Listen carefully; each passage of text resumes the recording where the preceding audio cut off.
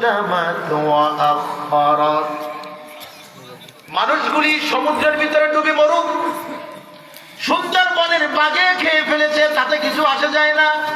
সমস্ত মানুষগুলি কিয়ামতের ময়দানে উঠবে কবর থেকে। কোথা থেকে? কবর থেকে উঠবে।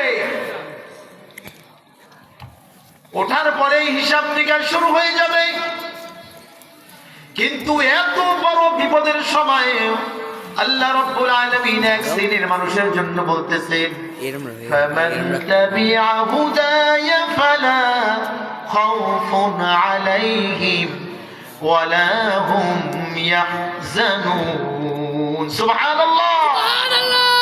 এত পেরেশানির ভিতরেও এক শ্রেণীর মানুষের ভিতরে কোনো চিন্তা থাকবে না। একটু জিকির করি, লা ইলাহা ইল্লাল্লাহ, লা ইলাহা ইল্লাল্লাহ, লা ইলাহা ইল্লাল্লাহ, লা ইলাহা ইল্লাল্লাহ, লা ইলাহা ইল্লাল্লাহ, লা ইলাহা ইল্লাল্লাহ।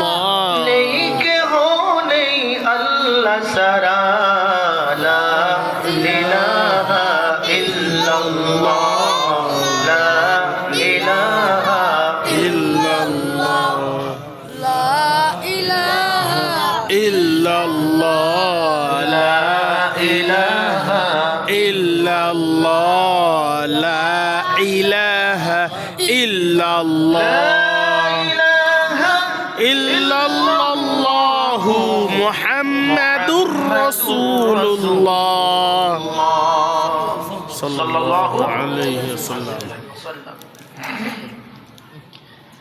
কিয়ামতের ময়দানে মানুষগুলো উপস্থিত হবে, তার ভিতরে এক শ্রেণীর মানুষের কোনো চিন্তা থাকবে না। সেই মানুষগুলির ভিতরে, সমস্ত দুনিয়ার মানুষগুলির ভিতরে ওই মানুষগুলি আমিনিনাল মাসাজিদ, যেই মানুষগুলির মনটা সব সময় মসজিদ মুখী ছিল। সুবহানাল্লাহ, সুবহানাল্লাহ। কোন মুখী ছিল? মসজিদ মুখী। এখন আপনি নিজেরটা নিজে বিবেচনা করেন, আপনার হৃদয়টা কোন মুখী? আজান শোনার পরে কি দিল কি চাপ দেয় যেটা মসজিদে যে নামাজটা পড়ে আসি?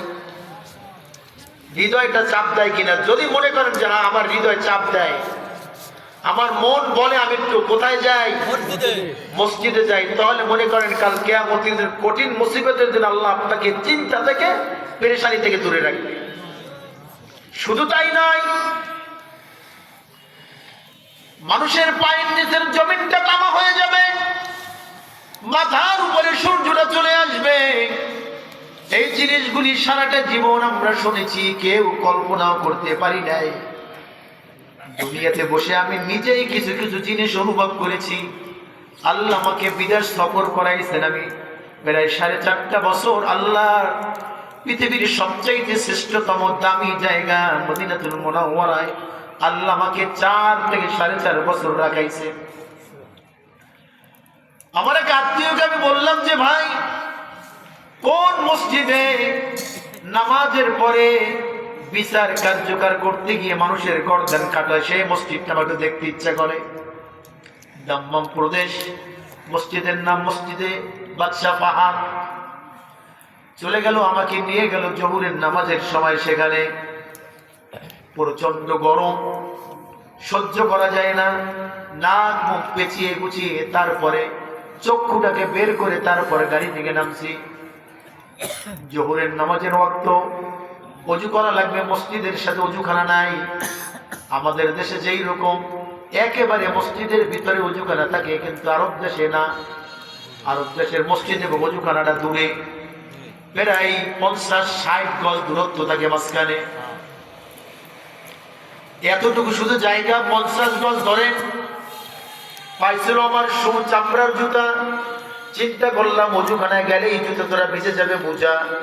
মোজা খুলে জুতাগুলি মসজিদের কাছে রেখে দেখি ভাই একবার স্বচ্ছ টাচ করা কংক্রিট বিছানো, তার উপরে পাড়া দিলাম। প্রথম বুঝতে পারি নাই, শুধু পাড়াটা দিয়েছি, আমার কাছে মনে হচ্ছে আমার পায়ের তালু থেকে চান্দিটা গরম হয়ে গেছে।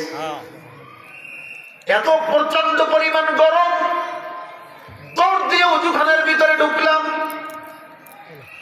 এই যে পাও চলা শুরু করলো, 2 থেকে 3 ঘন্টা পর্যন্ত পাও চলতেছিল, ঠান্ডা হয়ে যায়। দৌড় দিয়ে শুধু গেছি এতটুকু জায়গা। আমার আত্মীয় আমাকে বলে যে ভাই যান জুতা খুললেন কেন, বোঝেন নাই যে গরম? আমি কই না, বুঝি নাই। আরব দেশ আগুনের মতো গরম। গেলাম অজু করতে, অজু করতে গিয়ে পানি যখন হাতে লাগাইছি দেখি যে লাগাইতে পাইনি, এত প্রচুর পরিমাণ পানিও গরম। কোন রকম কল হালকা ছেড়ে তারপর হাতটাকে একটু ধুইলাম, অজুটা করলাম, হালকা হালকা যেন গরম অনুভব না হয়। অজু করতেছি আর ভাবতেছি, আল্লাহ জমিনটাকে এত গরম করে দিয়েছো, আবার পানিটাকেও গরম করে দিয়েছো। এইরকম যদি হয় দুনিয়ার অবস্থা, কিয়ামতের ময়দানে মানুষ কেমনে খালি পায়ে আমার জমিনের উপরে দাঁড়াইবে? আল্লাহ রাসূল বলেছেন পায়ের নিচের জমিনটা তামা, মাথার উপরে সূর্যটা আবার গরম প্রচন্ড পরিমাণ।